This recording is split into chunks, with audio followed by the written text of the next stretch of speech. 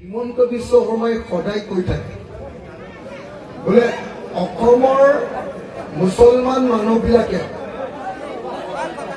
শৰ্মাই সদায় কৈ থাকে বোলে অসমৰ মুছলমান মানুহবিলাকে সংখ্যালঘু মানুহবিলাকে হিমন্ত বিশ্ব শৰ্মাৰ মতে তেওঁলোকে বোলে অসমক ভাল নাপায়, ভাৰতক ভাল নাপায়, বোলে অসমৰ মুছলমান মানুহবিলাকে পাকিস্তানকে ভাল পায়। এনেকে বুলি সদায় বদনাম কৰি থাকেনে নাই? থাকেনে নাই?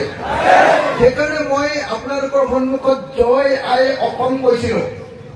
আমাৰ যিখন অসমত আছো সেই অসমৰ জয় হওক, হয়নে?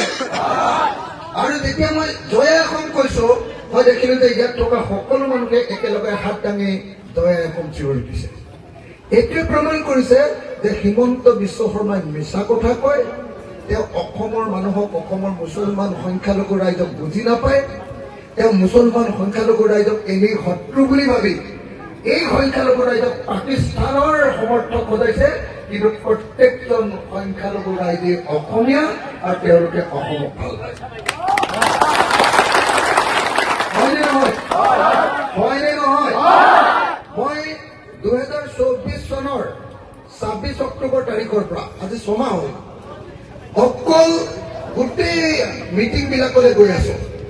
মই ঘৰলৈ যোৱাই নাই, ঘৰত একদিনো থকা নাই, কেৱল মিটিং কৰি আছো, মিটিং কৰি আছো, মিটিং কৰি আছো।